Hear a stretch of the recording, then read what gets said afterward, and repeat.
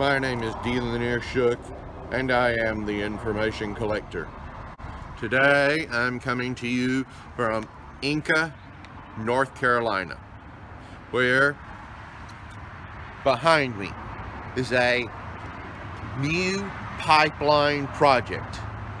It's going to be a 12-inch gas pipeline that runs 12 miles from Arden, North Carolina to Inca, North Carolina. This reflects the explosive growth in this area. I'm standing here right near Highway 191, and this area is booming. There are major apartment complexes going up there, and I was just here the other week, but I wanted to share this with y'all, and God willing, next week we'll get back to talking about the Blue Ridge Parkway.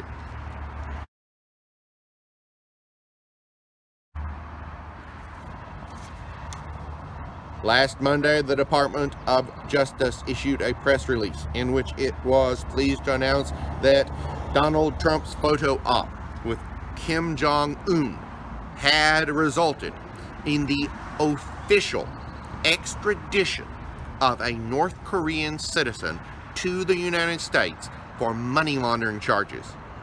Let me repeat. The North Korean government just extradited someone to the United States. In other news, pigs are flying. I mean, at this rate, Moon Cho-myung was extradited from North Korea following 2 years of legal proceedings. But North Korea just extradited someone to the United States.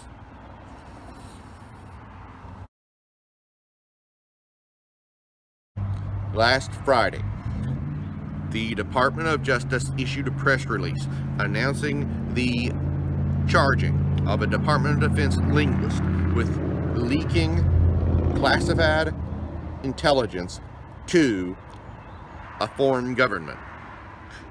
Miriam Taha Thompson, a 63-year-old Minnesota resident, was charged with providing Hezbollah with classified information via an individual connected to the Lebanese Ministry of Interior who has personal ties to Hezbollah.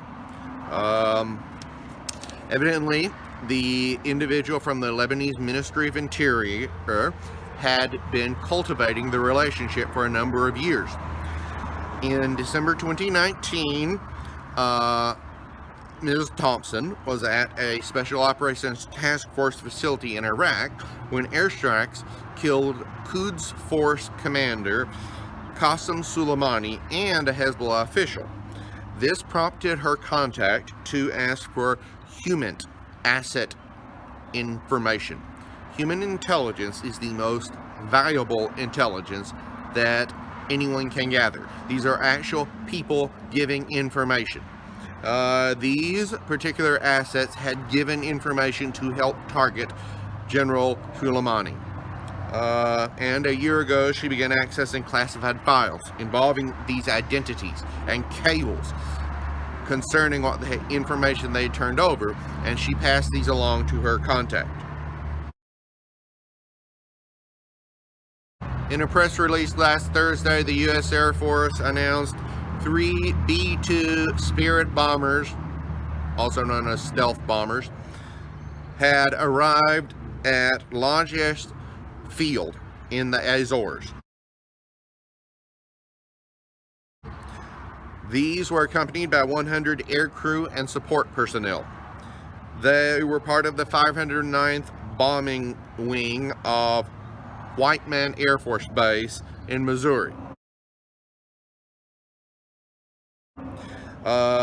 This is important not only to show solidarity with our Portuguese allies along with other NATO allies, but also to show and to test, to conduct exercises of our extended strategic capability. The field in the Azores is the Air Force's second largest fuel reserve capability. In a press release last Friday, the U.S. State Department condemned the Houthi rebels over their strike of the Red Sea port of Jizan in Saudi Arabia. This is very significant for a number of reasons. Jizan is home to a mega refinery on the Red Sea, and this is yet another of the casualties of the war in Yemen. Last Friday, in a press release, the U.S. Department of Treasury announced it would be providing Sudan's transitional government with, quote, same-day bridge financing of $1.5 billion to help pay off World Bank debt. The press release stated this, quote, underpins Sudan's transition to democratic rule, end quote. Last Tuesday, Alcoa issued a press release in which the aluminum company was proud to announce it would be supplying sustainable aluminum wheels to Audi for its new electric sports car.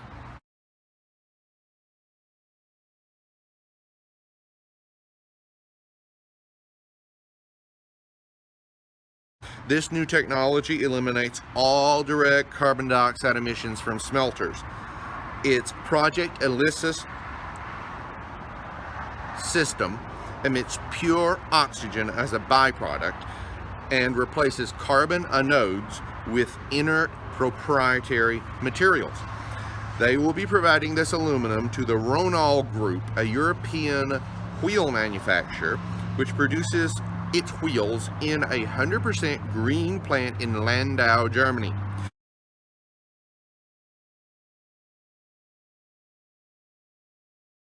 These will be used exclusively for the Audi e-tron GT and will also include low-carbon EcoLume metal, which produces less than 4 metric tons of carbon dioxide across the entire production process of each ton of aluminum. Alcoa, Ronal, and Audi are all members of the Aluminum Stewardship Initiative, whose seal of approval involves a detailed chain of custody certification.